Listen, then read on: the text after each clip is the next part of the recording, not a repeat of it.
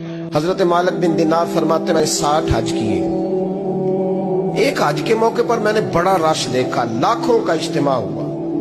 मेरी बातों की समझ तो आ रही है ना आप दोस्तों? जो नहीं बोल रहे उन्हें भी आ रही है ना? अल्लाह जज़ा दे। कहते लाखों का मजमा था तो मेरे दिल में ख्याल आया, मैंने कहा अल्लाह इतने लोग आए हैं, इनका हज कबूल भी हुआ है कि नहीं?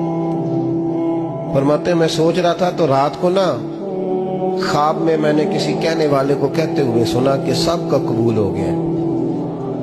बल्ख का रहने वाला मोहम्मद बिन हारून बल्खी है, उसका हज कबूल नहीं।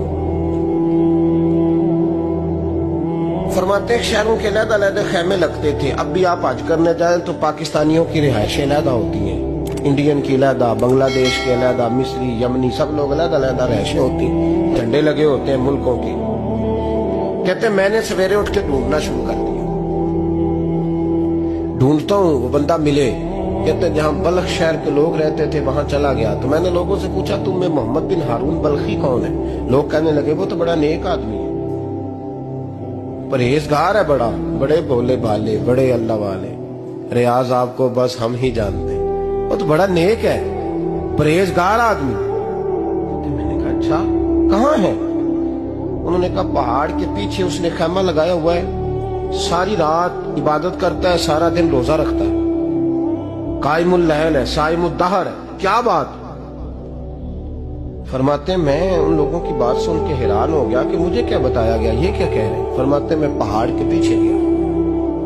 हज़रत मालिक बिन दिनार अलैहि रहमा फरमाते हैं जब मैं वहां पहुंचा तो मैंने उस शख्स को मुसल्ले पे बैठे देखा।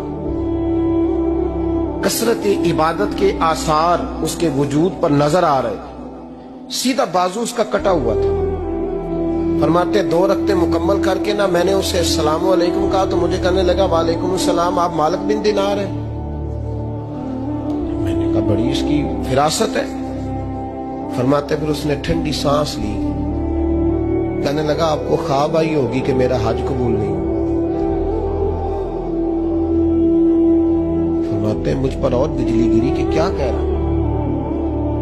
मैंने कहा यार लोग भी तेरी तारीफ कर रहे हैं और तेरी बसीरत भी बड़ी है, तो ये माजरा क्या है? कहने लगा आप ना पूछे। ये कह के उसने रोना शुरू किया, देर तक रोता रहा। मैंने कहा नहीं यार तू बता। कहने लगा नहीं आप ना पूछे, आप नाराज हो गए। मैंने कहा मैं नहीं होता, तू बोल ना। कहने लगा हुजूर 24 साल हो गए मुझे हज करते हुए, 24 साल, 24वां हज है मेरा, और हर साल कोई अल्लाह का वली आके बताता है कि जा चला जा तेरा कोई नहीं कबूल। बेपरवाही वेख सज्जन दी, जिथे किसे दी पेश न जावे, उन्हें ताजा वाले दर दर रोले ते मंगते तख्त बिठावे। आजम किसे नु कारा मिलदा ही कोई काबे ओ खाली आवे। कहते हैं उसने मुझे कहा हुजूर 24वां हज है, हर साल कोई बताता है। मैंने कहा तेरी गलती। कहने लगा मैं अपनी माँ का नाफरमान। मैंने कहा वाकया क्या हुआ? कहने लगा हजरत अल्लाह ने मुझे दौलत दी, माल दिया, जमीनें दी तो मैं अय्याश हो गया। इमाम मालिक बिन दिनार रहमतुल्लाह अलैह फरमाते हैं मुझसे कहने लगा पैसे आए तो मैं अय्याश हो गया। रमजान का महीना था, असर के बाद मेरी अम्मा इफ्तारी की तैयारी कर रही थी, मैं गया, मैंने कहा शराब पी हुई, अम्मा रोटी दे, तो अम्मा कहने लगी शर्म कर, शर्म कर, रोजा रखा नहीं तो जिन्होंने रखा है उनका तो ख्याल कर। कहते अम्मा की बात का मुझे गुस्सा लगा।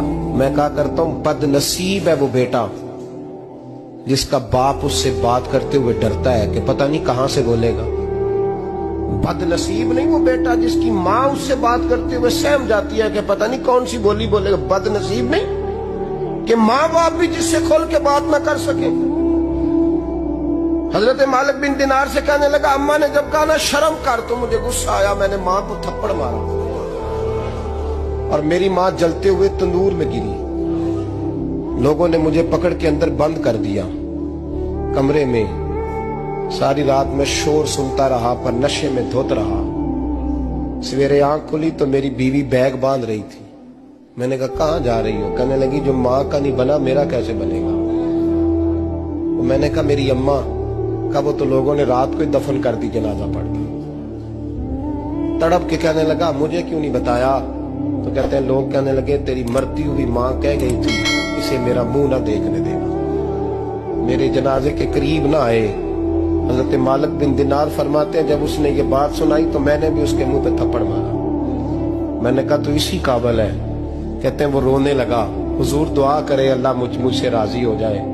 کہنے لگا جب ماں کی انتقال کی خبر ملی تو میں نے کلاڑی لے کے وہ ہاتھ کاٹ دیا جس سے ماں کو مارا تھا. میں نے ساری جائیدادیں خیرات کر دی. 24 سال ہو گئے, 24 سال.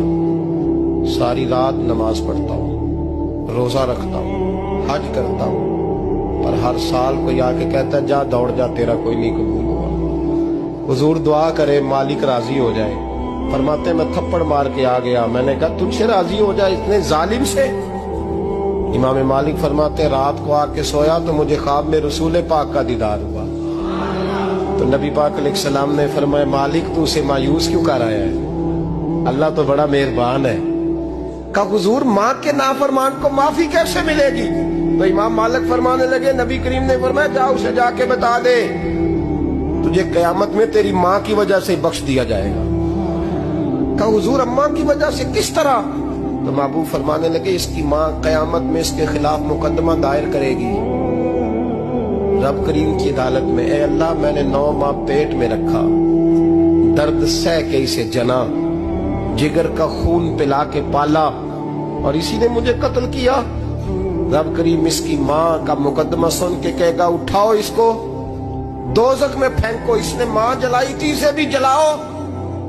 محبوب فرمانے لگے جب پکڑ کر کے مالک اس کو محمد بن ہارون کو لوگ لے جائیں گے نا جہنم کی طرف, ابھی فرشتے گھسیٹیں گے ہی تو پلٹ کے پھر اماں کی طرف دیکھے گا, اور دوسری دفعہ پھر گھسیٹیں گے تو پلٹ کے دیکھے گا, اور تیسری دفعہ پھر پلٹ کے کہے گا اماں یہ مجھے جلانے لگے, اماں یہ جہنم میں پھینکنے لگے.